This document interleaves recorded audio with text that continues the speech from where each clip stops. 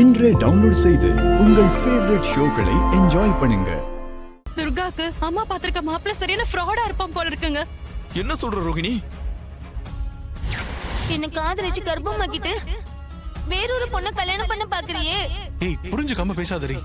இந்த கல்யாணம் சும்மா செட்டப் தான். நான் இந்த பொண்ணு கழுத்த தாலி கட்டினா நிறைய பணம் தரேன்னு சொல்லிருக்காங்க. நீ போய் இப்போ ஒரு பொண்ணோட வாழ்க்கையை கெடுக்க பார்த்தா அந்த பாவம் நம்ம குழந்தையதாயா சேரும். என்ன எனக்கே ஆர்டர் போடுறியா? இப்ப நீங்க இருந்து போல கொன்னுடுவ உன்னை. நீங்க வந்து அந்த பொறுக்கை பத்தின எல்லா விஷயத்தையும் எங்க அம்மா கிட்ட சொல்லிடுங்களேன். தயவு செஞ்சு என்னை விட்டுடுங்க. வேற வகையில இந்த கல்யாணத்தை எப்படியாவது நிறுத்தி உங்க தங்கச்சியோட வாழ்க்கையை காப்பாத்த பாருங்க.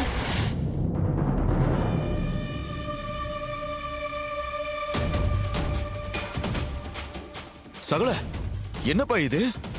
மாப்பிள்ளையோட அப்பா அம்மா தான் ஏமாத்து பேர் வழியா இருப்பாங்கன்னு பார்த்தா மாப்பிள்ளையும் பெரிய பொம்பளை பொறுக்கியா இருப்பான் போல இருக்கேப்பா. அப்போ மொத்த குடும்பம் பித்தலாட்டம் போல இருக்கே. சகல, சின்னத்தை பிளான் பண்ணி தான் அந்த ஃபோர்ஜரி குடும்பத்தை இங்க கொண்டு வந்து நிறுத்திருக்காங்க. அத்ததான் அது தெரியாம இந்த கல்யாணத்துக்கு சம்மதம் சொல்லிட்டாங்கன்னு நினைக்கிறேன்.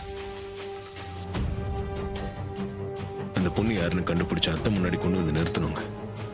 அப்பதான் இந்த கல்யாணத்தை நிறுத்த முடியும். சரி, அந்த பொண்ணு எப்படி கண்டுபிடிக்கிறது?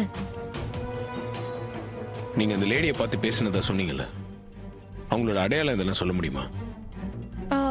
அவங்க ப்ளூ அண்ட் எல்லோல கோடு போட்ட மாதிரி சாரி கட்டி இருந்தாங்க. நிறமாச கர்ப்பிணியா இருந்தாங்க. சின்னதா ஒரு ஜிமிக்கி போட்டிருந்தாங்க.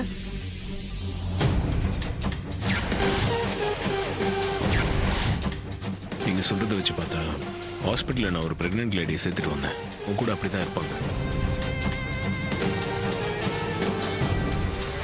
சரிங்க, நீங்க அவசரப்பட்ட அத்தைக்கிட்ட எதுவும் சொல்ல வேண்டாம். உங்க சித்தி உள்ள பூந்து எதுனா குழப்பி விட்டுருவாங்க. நான் ஹாஸ்பிட்டல் போய் அந்த லேடியை விசாரிச்சு பாக்குறேன். எப்பா, அப்போ ரோகிணி என்னப்பா பண்றது? மயக்கத்துல இருக்கிற மாதிரி இருக்கட்டுமா? ஆமாங்க, அவங்க இங்கே இருக்கட்டும். நான் ஹாஸ்பிட்டல் போயிட்டு வந்துடுறேன். சரிப்பா.